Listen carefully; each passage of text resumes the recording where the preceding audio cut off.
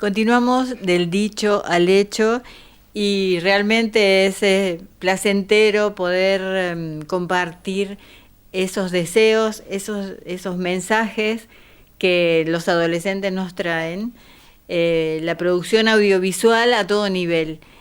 Y realmente también es un trabajo de los profes. Los profes maestros y profesores que acompañan y que tratan de apuntalar esos deseos y de estimular. Realmente elegir ser profesor debe ser un momento de iluminación, un momento mágico, supongo yo. Vamos a preguntarle entonces a Joaquín Gribodo, profe de historia. Nos están visitando muchos profesores de historia. Es de la misma camada de los chicos de Matías, ¿sí? Sí, Matías, Luis Gauna vi que vino, y Rodrigo Navarro. Rodrigo Navarro y Gustavo Lacamoira. Gustavo Lacamoira también. Sí. ¿Qué pasó? ¿Por qué ese interés de pronto o esa posibilidad de entrar al mundo de la historia, ¿no? Que se les abrió a muchos jóvenes. ¿Cómo fue lo tuyo? En mi caso siempre fueron las ciencias sociales lo que me gustó ya desde chico. Quizá en mi casa siempre se le dio mucha importancia a temas sociales como historia, política. Entonces ya desde niño me estuve interiorizando en el tema y bueno, ya después de más grande confirmé que era lo que me gustaba. Más que nada porque es una ciencia que, si bien los hechos son objetivos, las interpretaciones que hace cada persona de los hechos son subjetivas. Entonces no hay una mirada verdadera o no existe la verdad en sino que más bien son interpretaciones que hace cada persona, ¿no? En ese momento me acuerdo de una de las personas que trabajan aquí, que también es profe, con referencia a una frase que compartimos en grupo, que era la educación nos hace libres. Y ella acotaba que también educar es permitirnos dudar, ¿no? El espacio para la duda, esto que vos decías, permitirnos o observarnos en nuestras subjetividades. ¿Eso sucede con los chicos o seguimos con el modelo de todo uniforme, todos igualitos?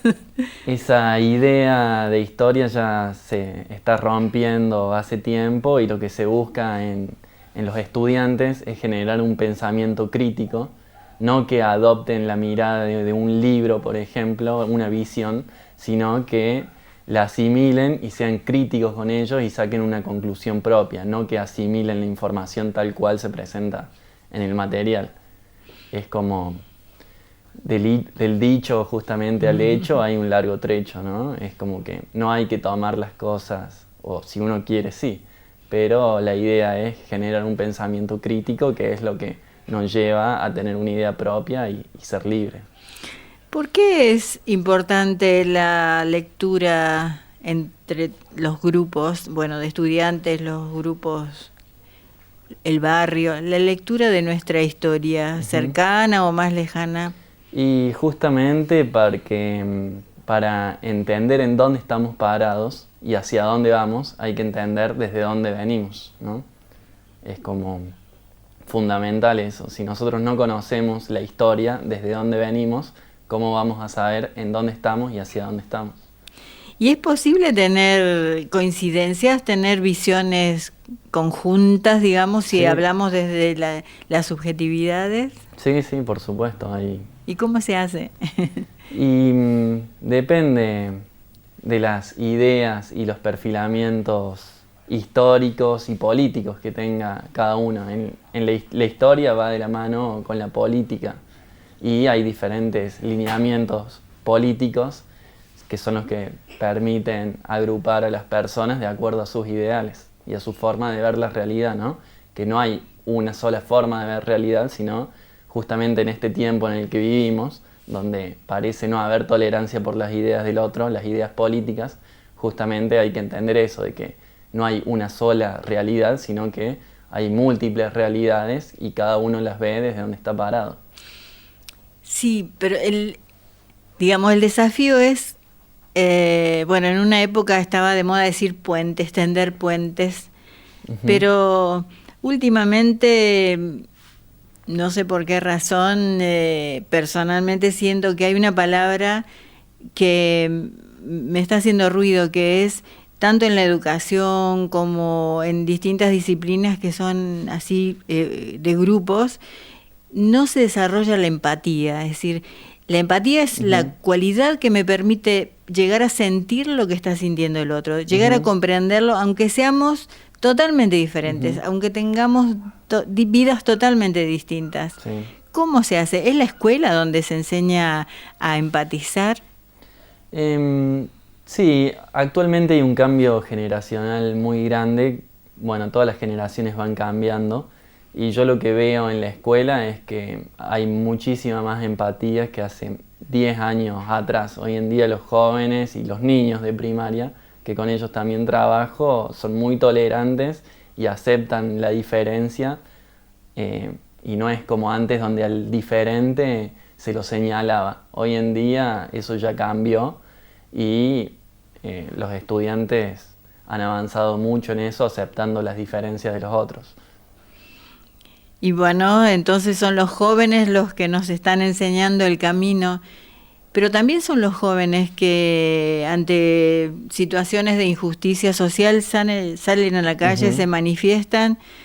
O sea, también está eso, ¿verdad? Sí, sí, desde siempre los jóvenes estuvieron a la vanguardia de diferentes protestas sociales, desde las revoluciones francesas, por citar un ejemplo, la reforma universitaria de 1918, hasta la actualidad, lo que vemos que está pasando en Chile, en donde los que tomaron la iniciativa fueron los estudiantes. Sí, y además esta capacidad de los jóvenes de poner el cuerpo, es decir, son los primeros que ponen el cuerpo y que se agrupan y bueno, luego, bueno, también están las mujeres jóvenes, es decir, el tema de femenino y del feminismo, el tema de género, y esto que dicen los jóvenes, romper los modelos, cambiar los modelos, porque ya no va más dentro de la temática femenina ser blanca, heterosexual y bueno, y en Chile dicen y con 2 niñitos y la nana cuando nacen, digamos, y la niñera cuando nace, es decir, romper ese modelo que viene persistiendo desde muchos años atrás. ¿Cómo te sentís vos como joven y como historiador? ¿Qué sentís? ¿Es la historia la que nos está atravesando, la historia que se está construyendo? Y en parte sí, hay muchísimos factores. El cambio generacional se da de una manera natural y bueno, sigue su curso como todo. Yo lo que veo en relación a lo que vos decías de la aceptación sobre la diversidad es que hoy en día se aceptan muchísimo, sobre todo por ejemplo en la diversidad sexual. Hace 10 años atrás se señalaba, hoy en día está totalmente asimilado y nadie señala al que es diferente en aspectos personales de su vida, ¿no? Inclusive respetan los procesos de búsqueda individual y podemos observar tanta diversidad en esas búsquedas que tampoco se pueden encasillar, ¿no? Es muy interesante el momento que estamos viviendo. Sí, sí.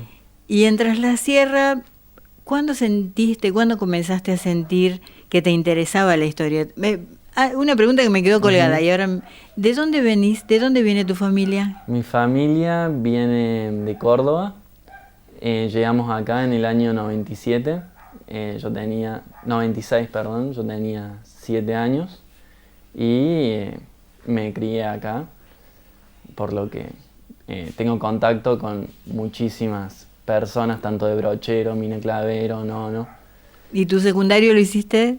En el Sembrador. En el Sembrador. Una parte, sí. Bien, entonces sí, ahí ya, digamos, raíces importantes de tu niñez, claro, y tu juventud. Y eso están me aquí. Permite ver justamente el cambio que hubo en 10, 12 años con respecto a la diversidad, ¿no? Y con respecto a la historia local de Tras la Sierra, volvemos a la pregunta anterior. ¿Por qué te atrajo? ¿Qué pasó? Y siempre me atrajo la historia en sí, y puntualmente la historia local yo creo que es muy rica y que recién ahora está siendo explotada, entre comillas, se está trabajando sobre el tema y tenemos muchísimo para trabajar, desde los pueblos originarios hasta Brochero, por ejemplo. La historia de Tras la Sierra va hasta hace más de 10.000 años atrás y lo podemos ver en la cantidad de morteros que hay en nuestros ríos, por ejemplo, o en la obra brocheriana, que es muchísimo lo que hizo una sola persona y lo hizo en favor del pueblo sin pedir nada a cambio, ¿no? Bien, el modelo de brochero que está, esa semillita por ahí que está en cada uno de nosotros, ¿no? Que a veces lo sentimos y a veces no tanto. Vos estás trabajando en el Sembrador, la que ha sido tu escuela. ¿Qué en este momento quiero que nos cuentes por qué es tu conexión con ProAcentro TV en este momento? Bueno, ahora estoy con una materia que se llama Formación para la Vida y el Trabajo, y es una materia que los chicos tienen a partir de tercer año, y lo que pretende es preparar a los estudiantes para insertarse a sus estudios universitarios, terciarios o al mundo laboral. Desde tercer año se trabaja con la idea de que los estudiantes encuentren qué es lo que les gusta, y cuando llegan a sexto año empiezan a hacer sus prácticas laborales en base a lo que ellos quieran hacer en el futuro, a sus gustos, a lo que quieran estudiar.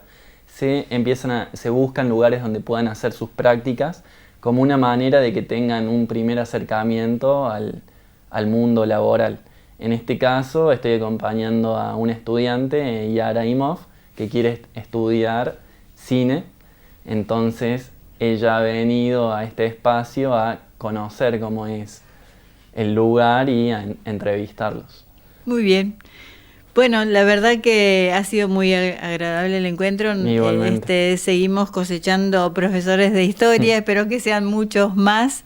Es bueno poner en valor nuestra historia, una de nuestras, como vos dijiste, de nuestras fuentes de la que vamos a brevar frecuentemente, la historia de Tras la Sierra, que es la de nuestros ancestros. Sí, y que tiene muchísimo por trabajar. Por trabajar, muy bien. Gracias por estar aquí. Gracias a ustedes. Cualquier otra cosa que ustedes quieran comunicar desde la institución o desde lo personal, las puertas están abiertas. Buenísimo, muchas gracias. Muy bien. Vamos entonces a una nueva pausa. Estamos haciendo Del Dicho al Hecho.